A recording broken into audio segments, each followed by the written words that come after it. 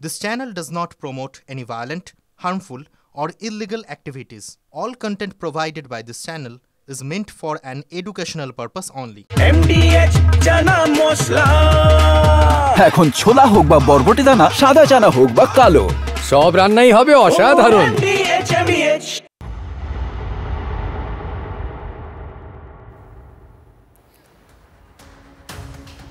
দেখছেন টিভি9 বাংলা হটস্পট নিয়ে আজকে আপনাদের সঙ্গে রয়েছি আমি মধুকল্পিতা। আজ হটস্পটে আপনাদেরকে কি দেখাবো বলুন তো?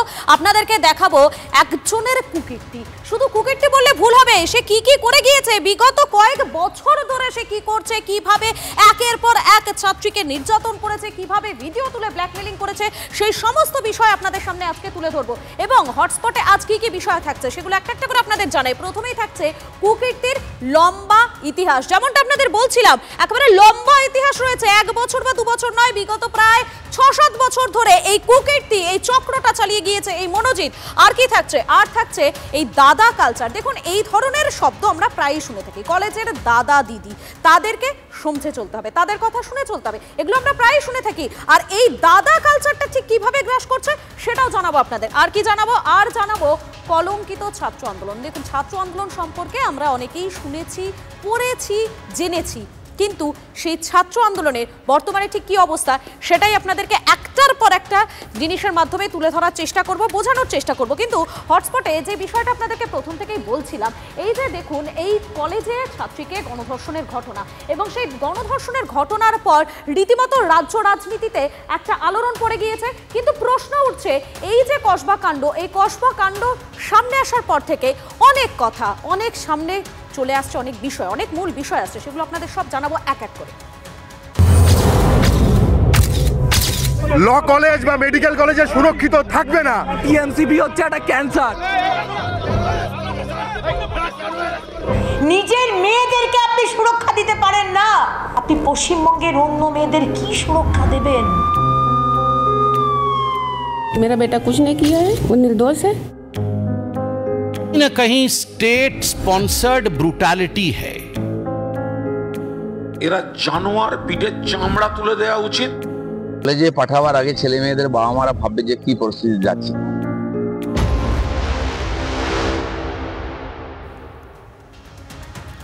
আচ্ছা, এই কসবা কাণ্ড সামনে আসার পর থেকে আমরা অনেক কথা শুনতে পাচ্ছি, অনেক কিছু দেখতে পাচ্ছি। এমনকি এখনো পর্যন্ত যেমনটা জানা যাচ্ছে, মূল অভিযুক্ত মনোজিৎ, সেই মনোজিতের একটার পর একটা কীর্তির পর্দা ফাঁস আমরা করেছি। এই খবরগুলোর ফাঁকে একটা জিনিস মাথায় এলো, জানেন তো? এই যে মূল অভিযুক্ত মনোজিৎ, এই মনোজিৎ শব্দের অর্থটা ঠিক কি বলুন তো? ঠিক কি এর মানে? আচ্ছা, যারা জানেন না বা যারা জানেন তাদেরকে আরো একবার আমি মনে করিয়ে দিই, এবং যারা জানেন না তাদের উদ্দেশ্যে বলে রাখি, এই মনোজিৎ শব্দের অর্থ হলো যে মন জিততে পারে, অর্থাৎ যে খুব সহজেই মনকে জয় করে নিতে পারে, তারই সেটাই হচ্ছে মনোজিৎ। আচ্ছা, এই যে মনোজিৎ, সেই মনোজিৎকে দেখে আপনারা কি দেখতে পাচ্ছেন বলুন তো? কি বুঝতে পারছেন তাকে দেখে? কি বোঝা যেতে পারে? সে মানুষের মন জেতার কোনো চেষ্টা কোনোদিন কি করেছে? না, করেনি, একদমই না। তার একটাই চেষ্টা ছিল, তার একটাই লক্ষ্য ছিল ক্ষমতা, ক্ষমতা আর ক্ষমতা। ক্ষমতার জোরে যা ইচ্ছা তাই করে যাওয়া, এটাই ছিল মনোজিতের স্বভাব। মন জেতার বদলে কুকীর্তিতে একেবারে মাস্টার ডিগ্রি করে ফেলেছিল এই মনোজিৎ মিশ্র। ভাবা যায়? ভাবুন একবার, এই মনোজিতের ঠিক কি পরিস্থিতি। আরে শুধু কি এটাই? শুধু কি একবার? না, একবার নয়। অভিযোগ কি উঠে আসছে? অভিযোগ উঠছে ছাত্রীর অশালীন ভিডিও তুলে ব্ল্যাকমেল করত এই মনোজিৎ, এবং সেটা 1-2 ছাত্রীর সঙ্গে নয়, একাধিক ছাত্রীর সঙ্গে। 1 বা 2 নয়, একাধিক ছাত্রীকে ধর্ষণের অভিযোগ রয়েছে এই মনোজিতের বিরুদ্ধে। অভিযোগ, ভিডিও তুলে রীতিমতো ব্ল্যাকমেল করতো এই মনোজিৎ, এবং সেই ব্ল্যাকমেলের জন্যই, সে কারণেই কিন্তু যাদের সঙ্গে এই ঘটনা মনোজিৎ দীর্ঘদিন ধরে ঘটিয়ে গিয়েছে, তারা কিন্তু রীতিমতো চুপ থাকতো ভয়ে। আর কেন ভয়, কেন মনোজিতের এই বারবারন্ত? সেখান থেকেই তো একটা প্রশ্ন উঠে আসছে যে কোনো প্রভাবশালীর হাত কি ছিল এই মনোজিতের মাথায়? এই প্রশ্ন যখন উঠছে, ঠিক তখনই রাজ্যের বিরোধী দল বিজেপির অভিযোগ, তৃণমূল বিধায়কের ছত্রছায়াতেই মনোজিৎ মিশ্রণ নাকি ঠিক এতটাই বারবারন্ত। সাউথ ক্যালকাটা ল কলেজের গভর্নিং বডির প্রেসিডেন্ট অশোক দেব, তৃণমূলের বিধায়ক, তার ছত্রছায়াতেই এই মনোজিৎ মিশ্রের ক্যারিয়ারের উত্থান। তার র্যাঙ্ক না থাকা সত্ত্বেও এই অশোক দেব তাকে কলেজে ভর্তি করেছিল, জনাব ফিরাদ সুরাওয়ার্দী হাকিম। তিনি বলেছেন মনোজিৎ মিশ্র নাকি তৃণমূল ছাত্র পরিষদের কেউ নয়। আশীর্বাদ দিয়ে দুষ্কৃতী তৈরি করছেন, রেপিস্ট তৈরি করছেন, তারপরে হাত ধুয়ে সরে যাবেন, এটা তো চলবে না, আপনাকে উত্তর দিতে হবে। কসবা কাণ্ড ঘটে যাওয়ার পর থেকে ঘটনার নিন্দা করছে অবশ্য রাজ্যের শাসক দল, কিন্তু বিজেপির এই আক্রমণের পাল্টা জবাব দিচ্ছে তারাও। কোন কলেজের কোন ইউনিটে কি, এই প্রশ্নগুলোর উত্তর আমাদের পক্ষে দেয়া খুব মুশকিল। আপনি বলুন, এমন ভাব দেখানো হচ্ছে যেন সিপিএমের জমানায় এসএফআই কলেজে কলেজে গোলাপ ফুল বিলি করত। ব্যাপারটা তো সেরম নয়।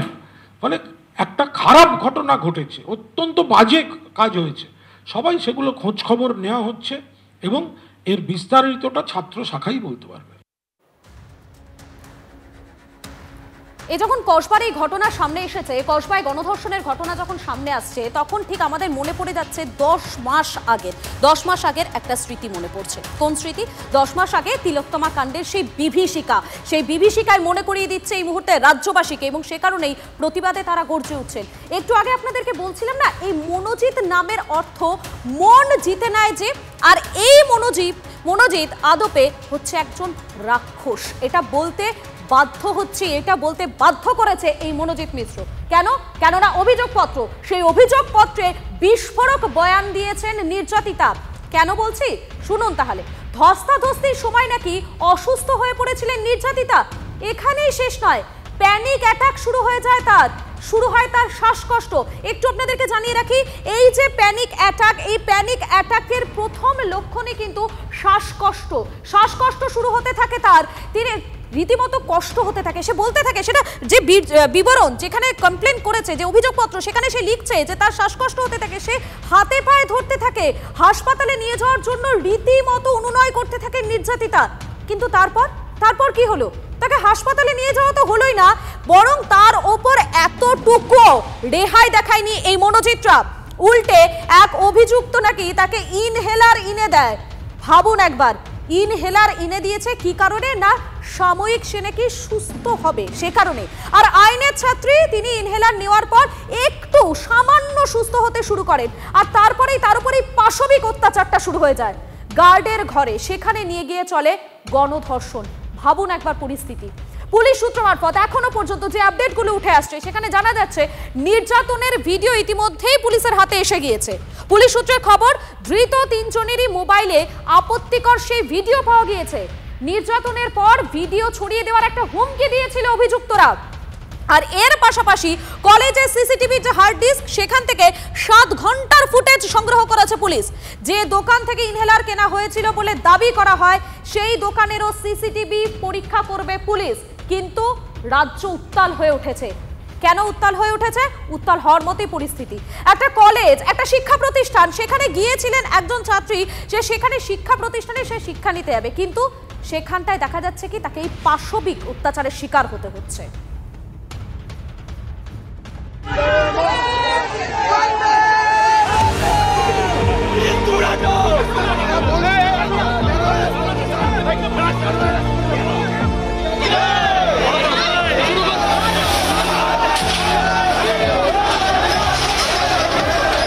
কন্যাশ্রী, যুবশ্রী, রূপশ্রী এইসব দিলেই মহিলাদের সুরক্ষা দেওয়া হয়ে যাচ্ছে।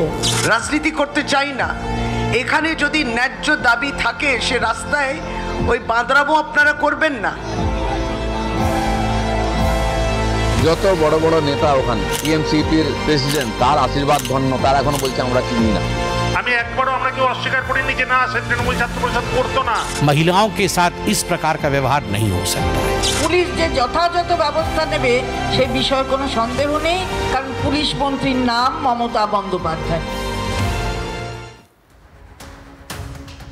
কসবার এই গণধর্ষণের ঘটনা সামনে আসার পরেই তো পুলিশ তদন্ত শুরু করেছে। আর পুলিশের তদন্তে নতুন ঠিক কোন কোন দিক উঠে আসে সেদিকে প্রত্যেকের নজর রয়েছে। কিন্তু এই কসবা গণধর্ষণে ধৃত টিএমসিপি নেতার বিরুদ্ধে যে ভুরি ভুরি অভিযোগ রয়েছে, গুন্ডা দিয়ে ছাত্র পেটানো, হুমকি দেওয়া, একাধিক অভিযোগ রয়েছে এই মনোজিতের বিরুদ্ধে। কিছুক্ষণ আগে আপনাদের বলছিলাম না, একেবারে হটস্পটের শুরুতেই আপনাদেরকে বলেছিলাম যে এক বা দুদিন নয়, বিগত বেশ কিছু বছর ধরে এই মনোজিতের বিরুদ্ধে ভুরি ভুরি অভিযোগ উঠে আসছে। 2023 সালের দিকে আমরা ফিরে যাই। 2023 সালে মনোজিতের বিরুদ্ধে এফআইআর হলেও হাত গুটিয়েছিল পুলিশ। চেতলা থানা এলাকায় খুনের চেষ্টার অভিযোগ ওঠে মনোজিতের বিরুদ্ধে। কালীঘাট থানা এলাকায় বেআইনি অস্ত্র নিয়ে গ্রেফতার হয় এই মনোজিৎ। যদিও কসবা এবং বালিগঞ্জ থানায় আগেই অভিযোগ দায়ের হলেও পুলিশ কোনো রকম কোনো ব্যবস্থা নেয়নি। 2023 শেষ হয়ে গেল, এবারে চলে যাই ঠিক তার এক বছর আগে 2022 সালে। সেই 2022 সালেও শ্লীলতাহানির অভিযোগ ওঠে এই মনোজিতের বিরুদ্ধে। আর মনোজিতের বিরুদ্ধে অভিযোগ করেন কসবা কলেজেরই টিএমসিপি ইউনিটের প্রেসিডেন্ট। ভাবুন পরিস্থিতি, মনোজিৎকে মারাত্মক অপরাধের জন্য একবার বহিষ্কার করা হয়।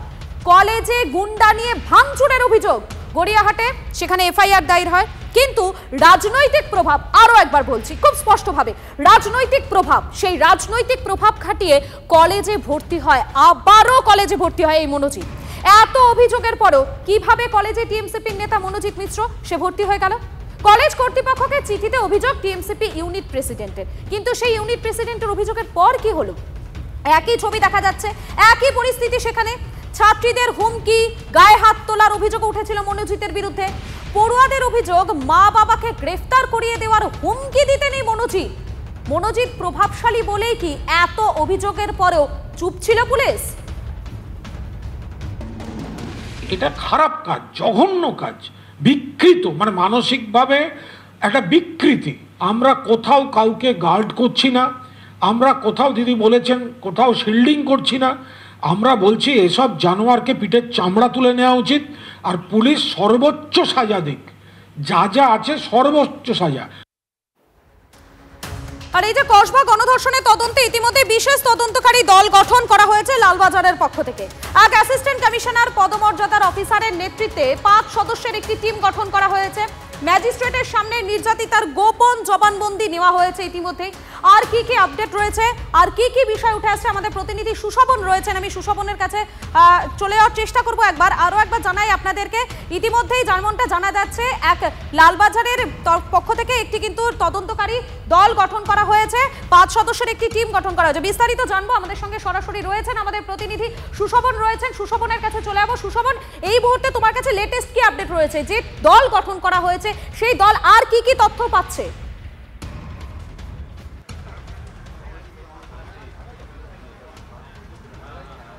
দেখো, সাউথ সাবারবান ডিভিশনের অ্যাসিস্ট্যান্ট কমিশনার পদমর্যাদার অফিসার প্রদীপ কুমার ঘোষাল, তার নেতৃত্বে 5 জনের এই এসআইটি গঠন করা হয়েছে। আর এবার থেকে এই এসআইটি পুরো বিষয়টা তদন্ত করবে। তার কারণ এখনো পর্যন্ত যে তদন্ত যে পথে এগিয়েছে বা যতটা অগ্রগতি হয়েছে, পরবর্তীকালে এই Pradip Kumar Ghoshal, assistant commissioner of police, তিনি এই পুরো এসআইটির নেতৃত্ব দেবেন। এবং এই তদন্তে পরবর্তীকালে যেমন একদিকে বলা যায় যে উইটনেস কালেক্ট করা বা একেবারে সিসিটিভি দেখা, ইন্ট্রোগেট করা অভিযুক্তকে, অর্থাৎ একাধিক বিষয় তদন্ত করতে গেলে একেবারে তদন্তের পারিপার্শ্বিক তথ্য প্রমাণ, বেশ কিছু সায়েন্টিফিক এভিডেন্স, অর্থাৎ প্রত্যেকটা বিষয়কে নিখুঁতভাবে দেখতে হয় এবং তারপর অবশেষে চার্জশিট জমা দিতে হয়, পরবর্তীকালে চার্জ ফ্রেমে হয়। অর্থাৎ স্বাভাবিকভাবেই এই যে পুরো তদন্তটা যে পথে এগিয়েছে, এরপর থেকে কিন্তু এসআইটি একজন অ্যাসিস্ট্যান্ট কমিশনার পদমর্যাদার অফিসার, তিনি এই পুরো বিষয়টা তদন্ত করবেন এবং এই তদন্তে যে পুরো বিষয়টা তিনি নেতৃত্ব দেবেন বলে লালবাজার সূত্রে খবর। তার কারণ এই তদন্তে এখনো আরো বেশ কিছু দিক রয়েছে যেটা এসআইটি তদন্ত করবে। মধুকল্পিতা, একেবারেই ধন্যবাদ সুশোভন তোমাকে, একেবারেই ধন্যবাদ। এবং আপনাদেরকে জানাচ্ছিলাম যে অ্যাসিস্ট্যান্ট কমিশনারের নেতৃত্বে 5 সদস্যের একটি টিম গঠন করা হয়েছে। ম্যাজিস্ট্রেটের সামনে নির্যাতিতার গোপন জবানবন্দিও নেওয়া হবে বলে জানা যাচ্ছে। কিছুক্ষণ আগে আপনাদেরকে জানাচ্ছিলাম না যে কলেজে দাদাগিরি চলছে। কেমন দাদাগিরি, কিসের দাদাগিরি আপনাদেরকে বোঝাবো। শুনুন, এই যে কলেজে নির্বাচন ছাড়াই ইউনিয়ন রুম শাসকের দখলে, সেটা নিশ্চয়ই অজানা নয়। অনেক কলেজে এই ছবিটা দেখা যাচ্ছে। আর কসবা কলেজের এই কাণ্ডের পর কলেজে দাদাগিরির ছবিটা আরো একবার সামনে আসছে, আরো একবার স্পষ্ট হয়ে যাচ্ছে। প্রত্যেক কলেজের দায়িত্বে বহিরাগত, আরো একবার বলছি ভালো করে শুনুন, বহিরাগত, প্রত্যেকটা কলেজের দায়িত্বে বহিরাগত টিএমসিপির দাদারা। দাদাদের নির্দেশ ছাড়া একটি পাতাও নাকি নড়ে নাই কলেজগুলোতে। যোগেশ চন্দ্র থেকে শুরু করে আশুতোষ, সুরেন্দ্রনাথ, চিত্তরঞ্জন, কোন কলেজের দিকে আপনারা তাকাবেন বলুন তো? কোথাও সাব্বির দা রয়েছেন, তো কোথাও বাপ্পা দা, কোথাও আবার দেবুদা আর এই দাদাদের দাদাগিরিতেই চলছে এই কলেজগুলো। কলেজে কলেজে বিশেষ দাদার হাতে ক্ষমতা ঠিক কিভাবে যাচ্ছে, শব্দটা শুনুন, বিশেষ দাদা। এই বিশেষ দাদাদের হাতে কিভাবে ক্ষমতা যাচ্ছে, কিভাবে দাদারা ক্ষমতাটাকে রাখছে, কিভাবে তারা প্রভাব খাটাচ্ছে কলেজগুলোতে। ভোট ছাড়াই ইউনিয়ন রুমের দখল কিভাবে টিএমসিপির হাতে থাকছে প্রশ্ন তুলছেন কলেজের যারা পড়ুয়ারা রয়েছেন তারা, প্রশ্ন তুলছেন কলেজের অধ্যাপকরাও। দাদাদের ভালোবেসে পড়ুয়াদের এই অভিযোগ উড়িয়ে দিচ্ছে টিএমসিপি এবং তারা একাধিক বিষয়কে সামনে আসছে। আচ্ছা একটা জিনিস বলুন, একটা জিনিস বুঝে দেখুন, এই যে ছাত্র শব্দ, ছাত্র আন্দোলন, সেই ছাত্র আন্দোলনটা ঠিক কি আপনাদেরকে একবার মনে করে। এই যে ছাত্রনেতা, এই ছাত্রনেতা শব্দটার অর্থ, এর মর্যাদা ইদানিং খুব খুব গুলিয়ে যাচ্ছে। আমি আপনি ঠিক যেমনভাবে ছাত্র আন্দোলনকে শুনে এসেছিলাম, ঠিক যেমনভাবে দেখে এসেছিলাম, পড়েছিলাম বিভিন্ন বইতে, ছাত্র আন্দোলনের কথা তো আমরা সবাই পড়েছি, অজানা তো আমাদের নয়। কিন্তু বর্তমানে যেভাবে কলেজে কলেজে পরিস্থিতি হয়েছে, শিক্ষা প্রতিষ্ঠানে যে পরিস্থিতি তৈরি হয়েছে, তাতে এই শব্দটার অর্থটাই যেন গুলিয়ে যাচ্ছে আমার আপনার সবার কাছে।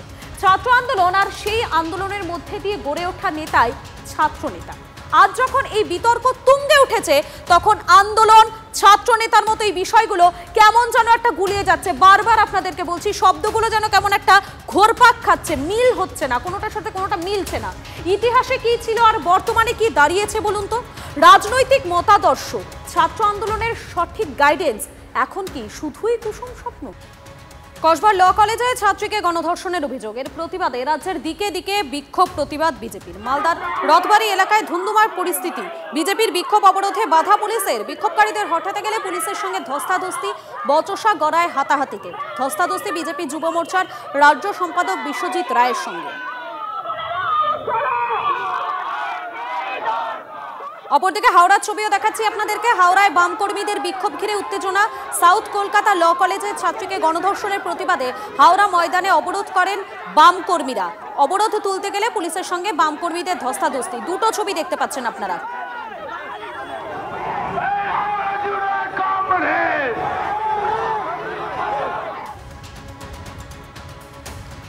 হটস্পট এখন এ পর্যন্ত। বিস্তারিত খবরের জন্য অবশ্যই নজর রাখুন TV9 বাংলায়।